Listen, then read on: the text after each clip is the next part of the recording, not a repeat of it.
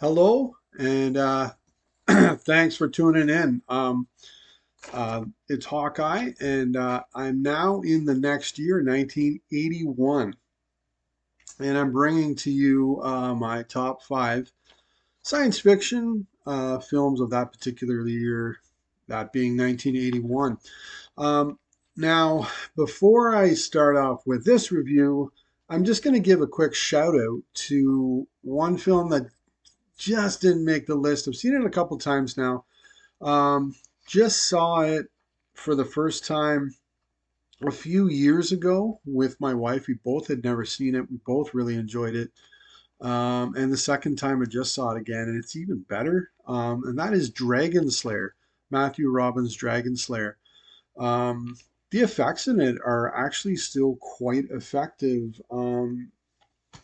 And I might even say it has like my favorite looking dragon that I can think of off the top of my head in film. But sorry to fans of that film, but this one, that flick, just doesn't make my list, and that's Dragon Slayer. Um, but to start it all off, is a John Carpenter flick. And I gotta tell you, this one is a gem to some people. Some people completely love this. Um, Carpenter fanatics love this flick. I think it's really good, but this one is not even on my top five John Carpenter films. Some people have this as their number one top Carpenter film. It's not, for me, it's not in my top five. But after John Carpenter had um, kind of, not really, but kind of came out of nowhere with Halloween, he did do Assault on Precinct 13, which I thought was great. Um, Real low budget, great flick. 1976, I believe. But after he did Halloween and signed a deal with Avco Embassy and did The Fog, which I think was a real big hit at theaters, he followed that up with this film, Escape from New York. Um, and it was a mega hit at the box office for Avco Embassy. And as a little note, at the beginning of this film, there actually is no, you don't actually see their emblem or their logo or anything like that. John Carpenter, to me, uh, definitely growing up um, watching horror films, and there's definitely horrific things that happened in this movie, but to me, this is an action film that has got some science fiction going on with it as well, and it's set in the future.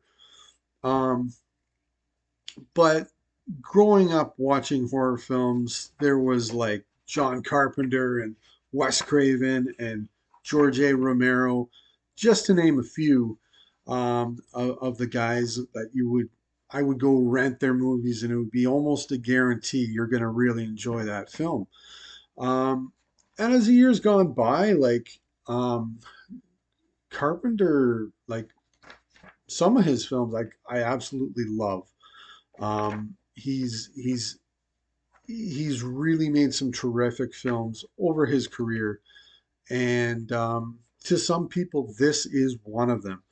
Um, Now, in more or less setting myself up for this and watching old films from particular years, um, and I've done that over the course of years, really, not knowing that this would be the outcome, but there are many movies after this one was made that ripped this movie completely off, and a lot of them were Italian, and some of them were good, some of them were not good. Some of the effects were absolutely terrible, but this film I didn't realize was ripped off quite often after it was released in the early '80s. That Escape from New York, that the feel that this movie has, and they never really live up to what Carpenter brings in this film. But it was ripped off many times. Now, the film was directed by Deborah Hill, who worked with Carpenter in his early years, and had worked on Halloween and The Fog, I know, for example. The screenplay was written by John Carpenter and Nick Castle.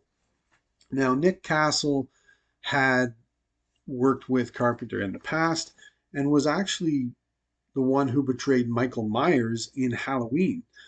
He would go on to direct quite a few different films, and actually was one of the writers of Steven Spielberg's Hook, but went on to direct, for example, The Last Starfighter, which was a really good movie.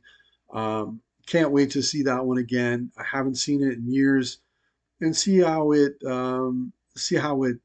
is after this many years. It was released, I believe, in 1984. Now, this film was written by Carpenter before Halloween was even released. He wrote it in his response to the Watergate scandal involving Richard Nixon, the President of the United States. But at the time, no studio wanted to make it. It was too weird, too violent. Nobody wanted to make it. Later, he brought in Nick Castle to add, from what I read, like the New York flair, if you will. He created the character Cabby. Here it's played by Ernest Borgnine, and also came up with the ending. And it's really a terrific ending that I really enjoy. Now, it was released on July the 10th, 1981 in the States. And that was the same date that The Fox and the Hound was released as well. Why do I mention that? Kurt Russell was in both of those movies. Fox and the Hound was animated, but Kurt Russell was the voice of one of the characters in that film. Interesting to note as well, it was released by Walt Disney, from which Kurt Russell, who plays the lead character in this film, was wanting to shake the Walt Disney image that he had created back in the 70s in the comedies, the Walt Disney comedies that he was in, and was really trying to get a tougher look, tougher edge. Move out of that. He's an adult now. He wants to play adult roles. Interesting to note that that was released by Walt Disney on the exact same date as Escape from New York. Now, the budget of the film was $6 million. 1981. It was released. In today's money, that would be just over $20 million. So it's a medium budget for a film. When I review more Carpenter, I'm going to be coming to learn that that's what he released, was medium budget films. It'll be interesting to see. Some of you out there will, boom, you'll know this. I don't, off the top of my head. I've never really looked this up. What the greatest or the largest budget of a film he did in comparison to today's money. That's how I would look at it, because times change. Uh, money changes what the amount is and such. So, um, but I don't think he was ever really given the chance to direct a major A-plus picture. I don't believe. Now, at the box office, when this was released back in 1981 in the States alone, this film raked in 25.2 million bucks. In today's money, that's $84.7 million. So he definitely hit a home run on this. Made 4 times the amount of money that was put in the budget. That's awesome. That's great. Uh, you know, Studios, I don't think they should expect that kind of return on a film. So now this film does contain quite a few, and this will keep going on through his career as a filmmaker, a lot of actors that were in other Carpenter films. Um, Quite a few of them, including Kurt Russell himself. The two of them worked on 5 films together. This was their second. They worked on Elvis in 1979. I've never seen that film. I'd love to. Never seen it. It was a TV movie um, where Kurt Russell plays Elvis. Now, there was Escape from New York. Its sequel, Escape from LA. The Thing. I love that movie. And Big Trouble in Little China. That's a really good one as well. So they worked on 5 films together. Now, this film has got an excellent cast. Now, I'm going to jump into this story, the characters and the actors, and definitely more on Kurt Russell and the character he is playing. Now, the story is a very good premise, and that is something when Carpenter wrote his own films, he kind of brought that a really good premise. And in this film, it's just that. So, to give the story, as I said, it's set in the future. The film was released in 1981, and it brings a screen with animation, computer animation, and a narration, which is actually provided by Jamie Lee Curtis. When watching, I couldn't even tell it was her, and then it was like, oh, okay, that's Jamie Lee Curtis. When I read about it, it was like, oh, she provided the narration to the film. Um, so by 1988, crime in the United States has risen 400%. Wow. Manhattan Island is now being used as a prison, being walled off and covered by water. Once you go in, you ain't going to be coming back out. All people that try and escape try and get across the water. They even have a scene involving that at the beginning of the film. You're going to be shot. No prisoners. Bad pun there, I suppose. But so once you're in, you ain't coming out. Uh, Now it's 1997, and the president, played very well here by Donald Pleasance, another actor that was in a Carpenter film. He was in Halloween, was amazing in that film. But he is on Air Force One. But terrorists have taken control of the plane and are planning to crash it into Manhattan Island, where they are hoping the president will die in the explosion of the plane or in the crash.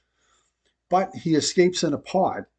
But after landing on Manhattan Island, the Duke, played here by Isaac Hayes, gets him and wants him, as we find out, uh, as a pawn, as a way for him to get out, a way for him to get off the island. Um, Now, Hawk, excellently played by Lee Van Cleef, has a plan. And Snake Plissken, played by Kurt Russell, done excellently. As I read, or you can see when you watch the film, it's very much a Clint Eastwood inspired performance.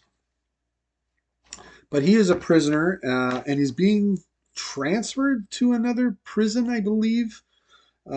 He, the two of them sit down and they work out a deal, to put it lightly, where Pliskin will go to Manhattan Island and get a hold of the president and bring him back, along with all the materials he has. He has a suit, like a, I was going to say suitcase, a briefcase. Also in it is a tape that he has with vital information needed for this conference that he's going to have with the Chinese and the Russians to try and prevent a world war or bring peace to the earth. When you realize when Van Cleef's character begins talking about what it involves, it's a very perverted, weird thought on what peace is. And in addition, if he does get the president off Manhattan Island and brings him back, he will be pardoned of all the crimes that he has committed as well. The little catch though, is he has been injected in, good old neck injections, with two micro explosives that will ignite if he does not return with the president in 22 hours. So that really adds uh, tension to the film of, with a time, a clock. He needs to get this done within a certain amount of time or he's done for. Now, I'll go through the other actors and characters in the film. There's, as I mentioned earlier, Ernest Borgnine, terrific actor, was in wonderful films like Marty, The Wild Bunch, just fantastic films. He plays Cabby. He's a cab driver. It's interesting because, much like the president, unless you've read the novel, there was a novel that was released after the film or at the same time as the film so that you could read it as well. There were names given and a lot more information given to the characters, but you have no idea what his name is. He's just known as Cabby. The president is just known as the president. He has no name.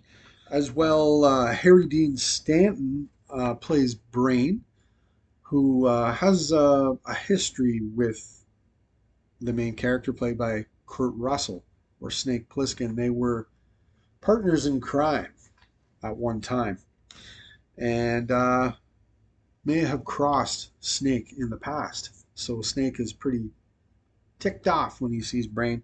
And Brain's woman, Maggie, played by Adrienne Barbeau, who was John Carpenter's wife at the time.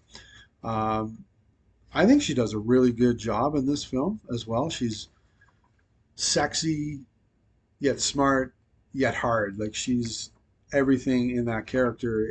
She does a really good job with that. Susan Hubley as well, who was Kurt Russell's wife at the time, has a very small role in this as well as a couple other Carpenter actors, Tom Atkins and Charles Cyphers as well, are in this film. Now, Snake Plissken, it's a very interesting character, and Kurt Russell, who actually wasn't the first choice for the film. It may have been Carpenter's or someone that Carpenter wanted quite early, but the studio supposedly wanted Charles Bronson to be the lead in this film. And to me, this film is a little too weird, a little too science fiction for Charles Bronson. And if he came on board, some of those elements would have been brushed aside a little bit, or maybe even heavily, to make this even more of an action film. Hey, I like Bronson, but this is not a Bronson film. This is a Kurt Russell movie. That's what this is. Now, one thing I like as well about the film, or with all of the characters, and they all do a great job. I wouldn't change anything or any of the actors or any of the performances. They're just doing a great job in their roles. But one thing I really like about the characters as well is they are all surrounded in mystery. There's just enough information given to you, um, or just enough information about the character given to you to keep the story going, but does not overwhelm the story with backstory or information or cardinal sin. Give you, and in this case, cardinal sin, giving you useless information that just keeps the the clock ticking in the film. And Carpenter does a very good job in condensing this film to give you just what you need to know to keep the story going. It does a really good job in that. As I said, Cabby, you don't know what his name is. President, you don't know what his name is. You don't know why these guys are in jail. None of that information is given. Like the Duke, what's his name? Why is he in jail? Like he would, there's probably 1,000 things he would have done to get there. He's not a very good guy at all. But there's no, in this case, that would be really useless information for this film. And it works wonderfully by not giving you all the information to the characters. Now, as well, there is some tremendous buildup in this story, which le- leads to or is due to, I think, some terrific scenes between Lee Van Cleef and Kurt Russell when you're introduced to those characters. Supposedly, there was a scene involving Snake Plissken at the beginning of the film showing what he did wrong in a bank robbery and getting caught. I'm glad they cut that out. His introduction is him walking in handcuffs, and uh, it's a better introduction to me. And you don't know who he is. Who's this guy? You know he's going to be extremely important to the story. But the scenes between Van Cleef and Russell, um, they're kind of dialogue heavy, but also like very tight dialogue, very straight to the point, very much like Western, I would say, which is a big thing that influenced Carpenter. Um, but they're great scenes, great acting, and I read supposedly they only had Lee Van Cleef for like one day to complete all his stuff that he needed to film. That seems crazy to me because he's in the film quite a bit. Now, one thing I'll mention as well, which for some reason I never picked up until this time watching it, because gonna do a review of this movie, so I'm gonna write some stuff down or pick some things up that I never picked up before. And I've seen this film got to be a dozen times by now. Um, I seem to watch it every few years. I'll watch Escape from New York. And I watched it for the first time back when I was 16. I saw it for the very first time. Um, but rounding his height up, and you would notice this in the film when he's in the plane. Big time, you notice this. When he stands up, the Secret Service that's around him are like towering over him. So I looked this up. Donald Pleasance, fantastic actor. His height, when I rounded up, was 5'6". 5'6". The last president who was 5'6" was Benjamin Harrison, who was elected back in 1888. So it's been a little while since they've had a president that short. He wouldn't have been the shortest president, but he may come at number two. He's quite a short president. So that was kind of funny because in my lifetime, all the presidents have been at least 6 feet tall from my memory. So now, the best character in the film definitely is Snake Plissken. Uh, Things with that character, Russell himself added this to the character. He's got a patch over one eye. As I said, it's very Clint Eastwoody, so he's got the gruff voice, he's got the scruff going. Um, he doesn't trust anybody. He's rough and tough. Russell himself said this is, of all the films he was in, this one is his favorite, and the most his most favorite character he ever played was Snake Plissken. But another really good character that I really like in this film, and it's the not the opposite, but the other side of Snake Plissken, and that is Hawk, played by Lee Van Cleef. He is villainous. Now, I wrote this down, and I hope this doesn't sound bozo boing, like weird, and or it doesn't go too deep and all that stuff. But this is the way I look at it. As Carpenter wrote this in response to the Watergate scandal. So what you have here, ladies and gentlemen, you have a political film. Carpenter also had They Live. That was also a political film as well that he did 1988 with Roddy Piper. He did a really good job in that. That is a role Kurt Russell would have done too. He would have been great in that role as well. But this is a political film. So I look at Van Cleef's character, or you could look at his character as an echo of the world in the film, perhaps through John Carpenter's writing, an echo of the world he sees around him, or the bleakness of that future that may be going on in life. Now, he's using and taking advantage of Snake Plissken so that he can get the president and the vital information back that he needs for this conference with the Chinese and the Russians. Um, and he truly has a stranglehold of a belief in this president and what he believes in. Yet, when you look at everything in the film, um, the setting, the surrounding, whether that be on Manhattan Island or not, in his setting as well, where he's surrounded by computers um, there's a lot of darkness going on in there as well, visually. Um, there truly is nothing worth fighting for.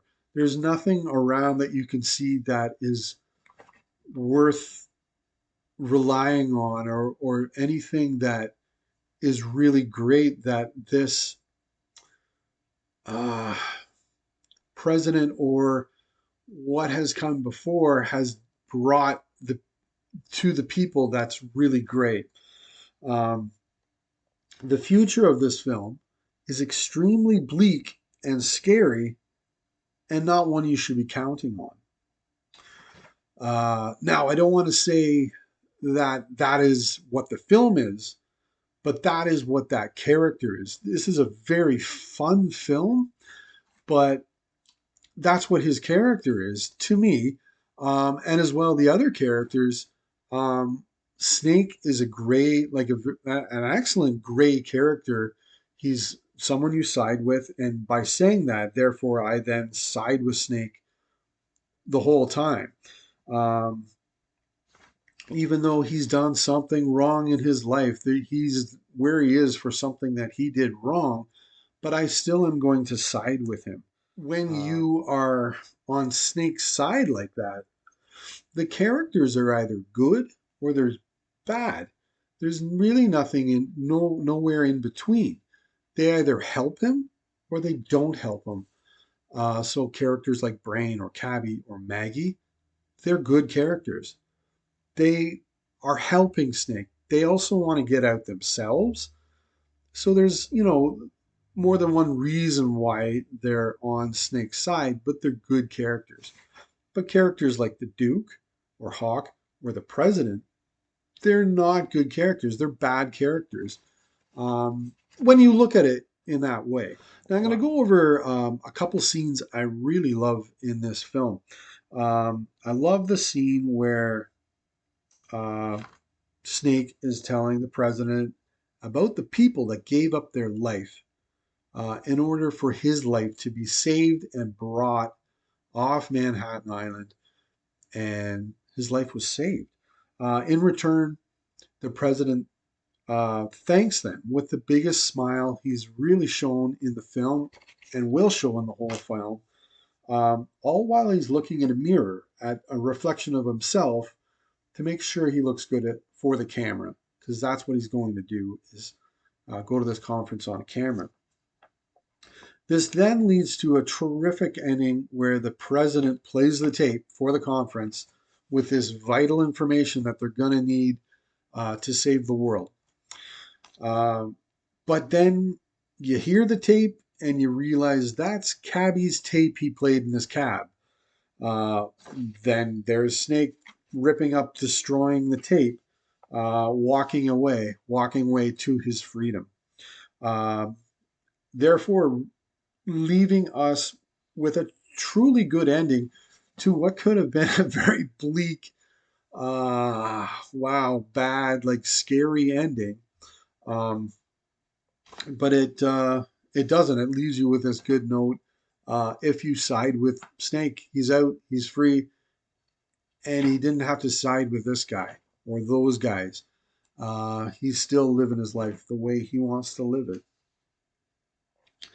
Now, the music to the film was done by John Carpenter, of course, once again doing music to his own film that he directed and does an amazing job, along with Alan Howarth as well.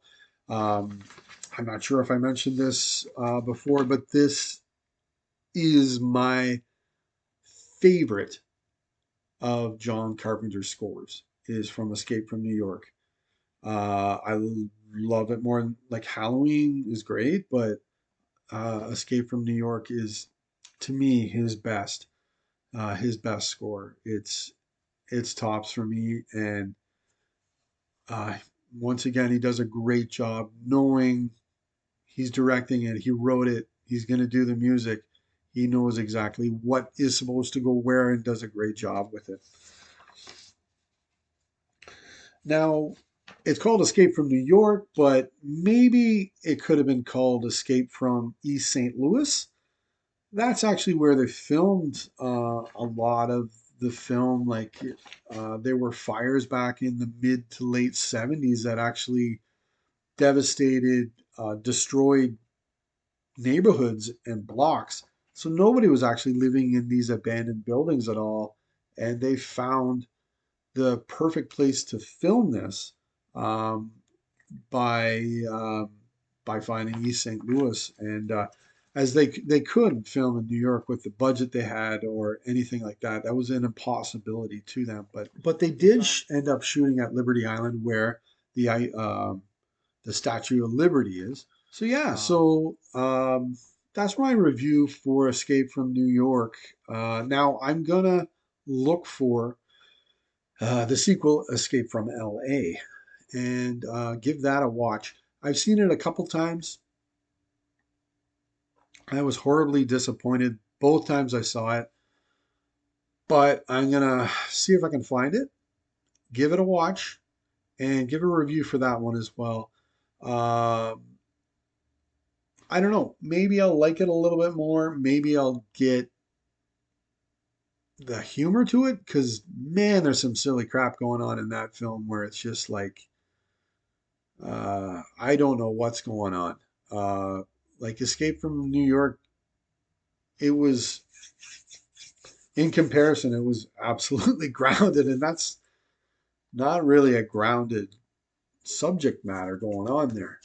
But there was nothing absolutely silly going on. But I'm gonna look for it, watch it, give a review for it. But anyways, that's Escape from New York, and I hope you've seen it because I just gave away the ending and everything like that. But anyways, boom. Uh, anyways, I hope you like this movie too. But hey, as I said, this one's not in my top five Carpenter movies. Hey, if you want to like put a comment in there, just throw in your top five Carpenter films that you have, and maybe I'll do the same to anybody if you want to comment on that. But anyways, have a good day. And before I go out, I just want to say the name's Pliskin.